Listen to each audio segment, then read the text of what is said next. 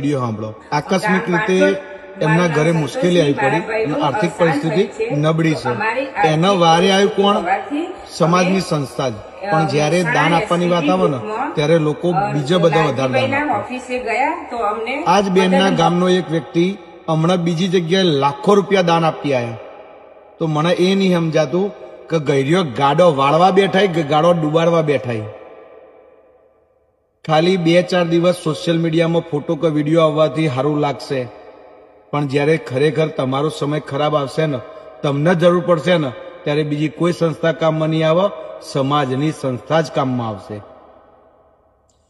જેના જરૂર હતી ગામની અંદર એમને તમે મદદ કરી હોત ને તો કદાચ એમની પેઢી તરી જઈ હોત, અને ભવિષ્યમાં તમારી પેઢીને કદાચ ખરાબ દિવસો આવત ને તો આ જ પેઢીવાળો તમારા કુટુંબને કે તમારા ફેમિલીને કોઈને મદદ કરતો. કહેવત છે પહેલેથી કે પાટીદાર સમાજનો દીકરો ક્યારેય કોઈ દિવસ કોઈનું ઋણ ભૂલતો નથી, એ લઈને ના બેસી રહેતો. તમારા જ ગામના કોઈ વ્યક્તિને મદદની કે સહકારની જરૂર પડે ને ત્યારે જેને તમે મદદ કર્યો ને એની પેઢીનો કોઈ વ્યક્તિ તમારા ગામની અંદર કોઈને મદદ કરતો. ખાલી તકતીમાં નામ માટે, સોશિયલ મીડિયામાં ફોટા માટે લાખો કરોડો દાન કરી દો, પણ પહેલા સમાજની અંદર, ગામની અંદર તો જુઓ કે તમારા ગામના વ્યક્તિને, તમારા સમાજના વ્યક્તિને કેટલી જરૂર હોય. હજુ પણ